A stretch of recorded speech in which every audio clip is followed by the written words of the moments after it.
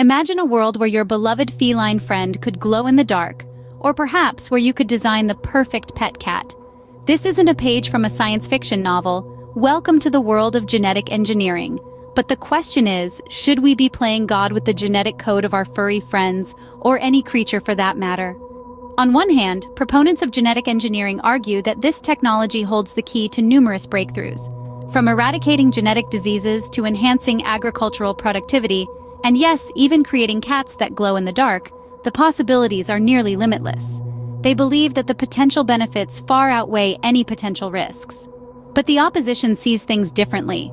Critics argue that genetic engineering is a Pandora's box, a slippery slope that could lead us down a path of unforeseen consequences.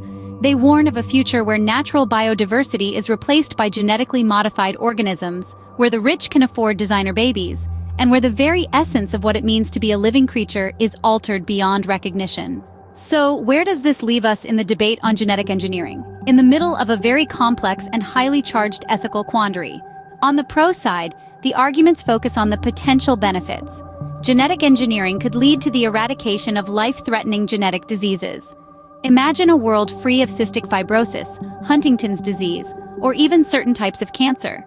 The ability to engineer crops that are more resistant to disease and harsh weather conditions could potentially solve world hunger. And, in a more whimsical vein, it could enable us to create pets with unique traits, like cats that glow in the dark. But the opposing side raises equally compelling arguments. They caution against the unforeseen consequences of meddling with the genetic code. What happens if genetically modified organisms outcompete natural species, leading to a loss of biodiversity? What if the ability to design our offspring leads to a society divided between those who can afford genetic enhancements and those who cannot? And what about the ethical implications of changing the very essence of a living creature for our entertainment or convenience? In conclusion, the debate on genetic engineering is far from settled. It's a complex issue with passionate arguments on both sides. The potential benefits are enormous, from eradicating genetic diseases to potentially solving world hunger.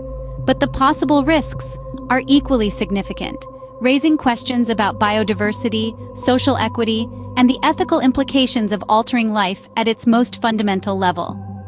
As we continue to explore this brave new world of genetic engineering, it's crucial that we keep these ethical considerations at the forefront of the discussion.